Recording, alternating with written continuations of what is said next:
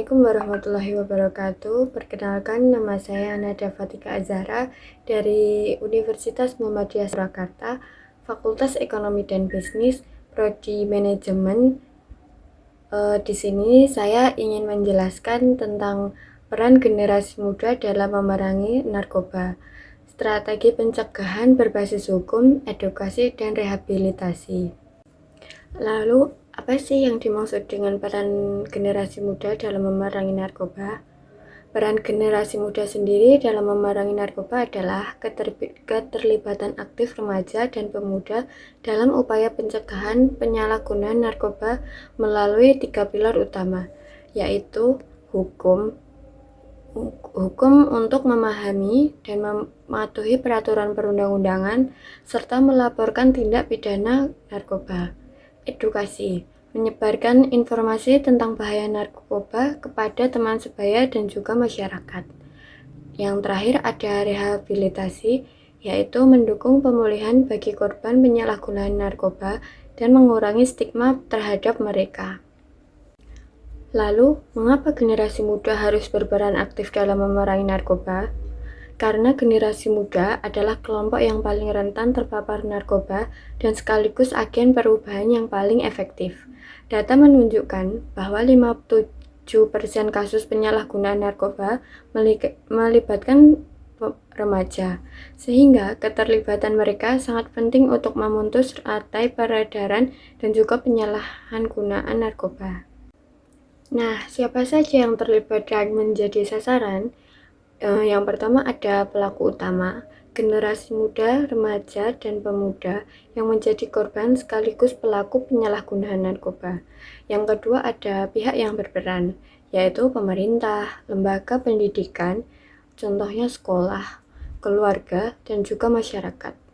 Yang terakhir ada penegak hukum, yaitu aparat kepolisian dan lembaga peradilan yang menerapkan pasal 111, 112, dan juga 114 dalam UU Narkotika.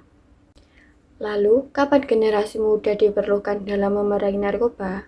Peran generasi muda diperlukan sekarang dan terus-menerus, karena kasus penyalahgunaan narkoba terus meningkat dan melibatkan usia yang semakin muda.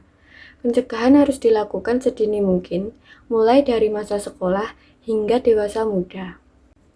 Lalu, di mana saja sih peran generasi muda dijalankan? Peran generasi muda dapat dijalankan di berbagai lingkungan. Contohnya seperti lingkungan sekolah, yang merupakan tempat edukasi dan deteksi dini. Yang kedua ada lingkungan keluarga, sebagai benteng pertama perlindungan. Yang ketiga ada lingkungan masyarakat, sebagai ruang partisipasi sosial dan pelaporan. Yang terakhir ada media sosial dan platform digital, sebagai sarana kampanye dan juga edukasi. Lalu yang terakhir, bagaimana generasi muda dapat berperan dalam memerangi narkoba?